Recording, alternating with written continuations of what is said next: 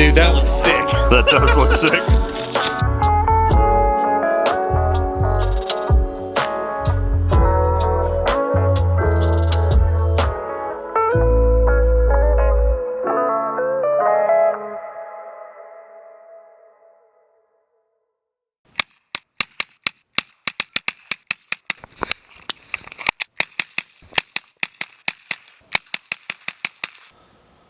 So guys, as you can see, we've had a lot of fun and a lot of time and hours with these Sionyx cameras. Now I have two different ones here. I have the Aurora Standard in the green, and I also have the black.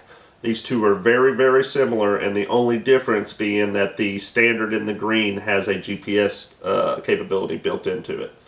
Other than that, the picture is exactly the same, the low light sensor, all that stuff. So pretty identical cameras other than the color and that GPS. I bought the green one in an Explorers package about a year ago from Optics Planet. It cost me $999. It came with the camera, 2 batteries, the SD card, the AR-15 Picatinny rail mount, and then the handheld extra IR illuminator. So awesome deal. Came in a really nice Pelican box that was kind of, you know, waterproof and everything. So really good presentation, and used that for a good 6 to 7 months. After that, we had been starting to get in contact with Sionyx himself, so we were actually able to get the black camera from them. I think it was like a refurbished unit that they sent to us so that we could make a dual system and try out. When you have both of these cameras mounted as duals, unfortunately, the square screens have a really hard time lining up. Now, I can get them really, really close. So let's pretend these are the 2 square screens, right? I'm getting them about 3/4 of the way crisscrossed with each other. So my vision is just almost slightly just too far wide to get those things to line up exactly. So with that, you have a slight beer goggle look when you're trying to use these as duals. So when I am using these at the range and shooting, I typically only use them in a mono setting. And normally we have the other one detached so that we can use them as a handheld camera and get a different angle as well. Since I do mount these to my helmet, I went ahead and bought one of the nicest mounts on the market. I have the Lions Gear Solutions Machos mount on here. This thing does articulate, so both of these will flip up out of the way. I can leave one down, I can leave both down, or I can flip both up. It is a very expensive mount. I have been watching that mount for a very long time, and the moment they came out with the V2, I swooped. I believe I had the first one that was actually available in the United States. So awesome mount. I love everything about it. It is really held up. Lions Gear Solutions has a really good quality product on their hands with that, and I would recommend that to anybody as well.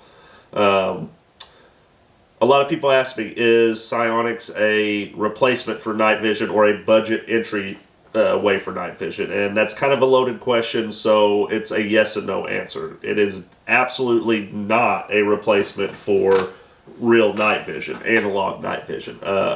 But with that being said, digital night vision is very, very new. These are the baby steps of digital night vision, and for them to come out swinging with such an awesome and what I would consider productive product, I'm excited to see what the future of digital night vision has to offer. So when we're talking about limitations, unfortunately, the low light sensors in these cameras are not strong enough to pick up, you know, the detail that it needs in severe low light. So we're talking absent of moon, absent of porch lights, IR illuminations, all that kind of stuff.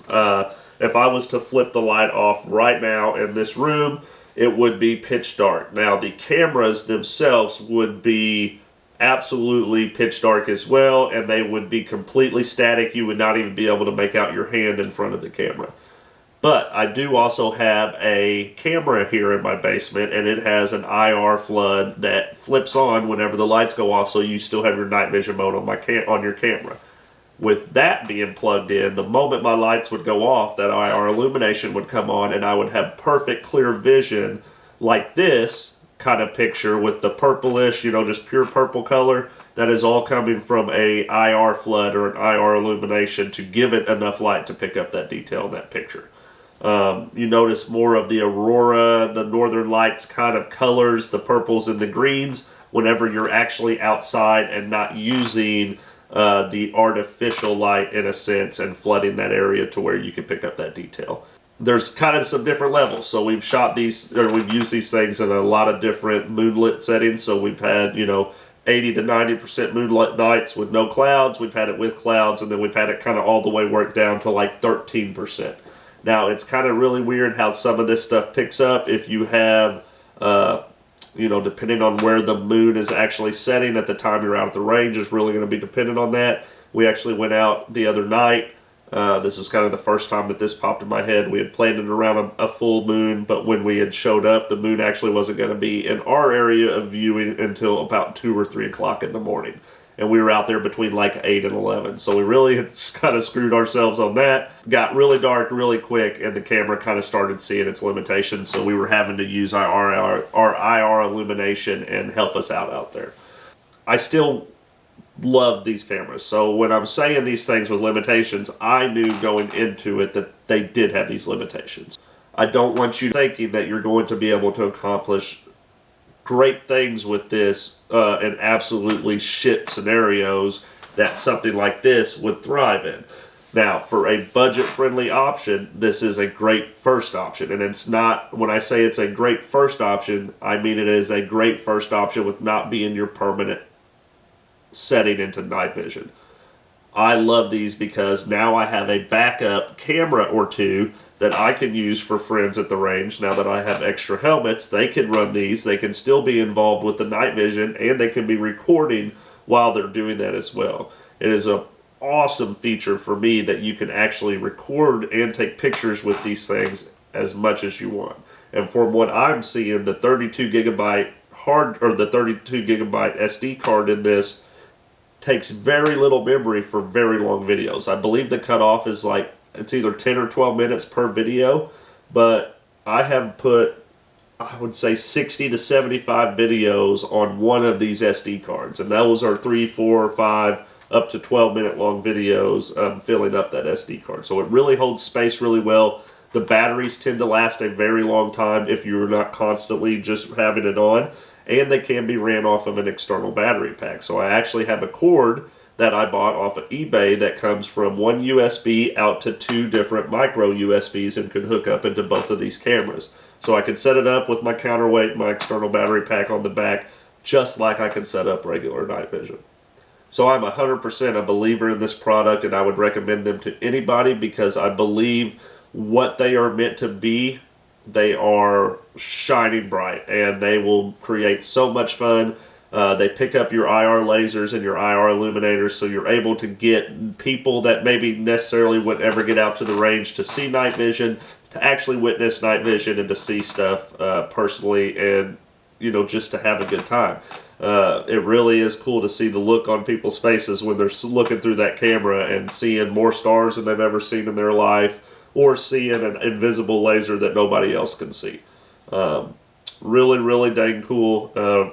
Great way. I'm very happy that that was the route that I took into getting into night vision, and I would absolutely recommend that route to anybody who is just trying to get started, to get their feet in, knowing that, this is just a temporary step to that bigger solution. But it is awesome to see where this company is going, and I'm very excited to be in at the very beginning to witness them with their initial offerings and what's going to be coming from it after that. If you guys enjoyed this video, let us know in the comments down below, and let me know what you think of these Sionyx, or if you have any questions about them or my setup and mounts in particular. I'm here to answer any questions and to help in any way possible. This is definitely a video I should have done a long time ago, but I wanted to gather enough footage, and with that being said, we have enough footage to do a whole series of videos on these cameras, so this is just the first of many that you will see here on the YouTube channel dealing with the Sionyx in general. But wanted to get an intro one out, show everybody what we're working with, how we're using these cameras, and to tell you, you definitely shouldn't wait, and to go take advantage of getting into night vision for a low cost that the Sionyx offers right now. And it is a great way to get your friends and family addicted and to start spending their money for them as well. I love y'all. Thank you so much for tuning in. Hit that subscribe button, like, and share it with your friends. More videos coming out soon. And as always, stay alert, stay live, and get yourself into night vision. Because night vision is awesome. So who are these weirdos that think this is cool to watch you look at the sky? Babe, it's called B-roll. Oh. B-roll, you can use it in any way, so I can like use that footage and make a reel out of it. You're gonna be a hot grandpa. Am I? Yeah, you're gonna have like a Santa colored beard. Do you have your phone in your pocket? No.